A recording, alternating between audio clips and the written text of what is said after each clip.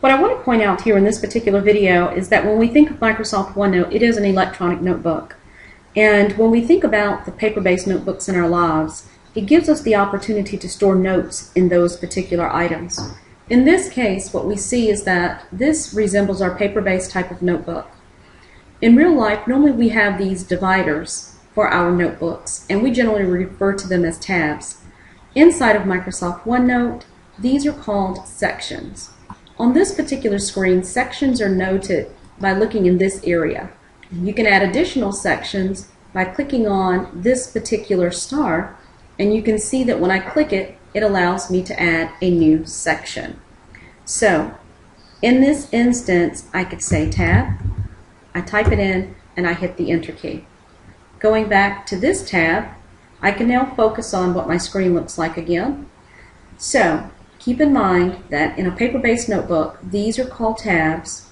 Inside of OneNote, they are called sections, and you find your sections located at the top, and you can navigate back and forth by clicking on those areas. Also, generally, if we look in between each one of the sections, we notice that we typically have our pages. Inside of Microsoft OneNote, where we would find those pages would be over here to the right. So you could click on each one of these individual areas in order to find the pages that are between each one of the sections. Depending on the section you select, that will dictate the pages that show. In this instance, I'm going to click on this section, and again over to the right, these are referred to as your pages.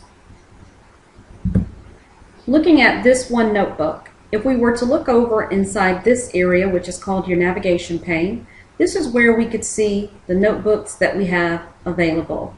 In this instance, this notebook is open, which you can tell because you see this icon. The other part is knowing that if you were to right click on this notebook, you can actually go in and rename it. I'm going to deselect. In this case, if I look at this notebook, it is called OneNote 2010 Guide. To rename it, I would right click it, select rename, and it gives me the opportunity to change the name of this notebook. If I decided that I only want it to be called OneNote 2010, I could press the delete key, and once I click on OK, the name would change.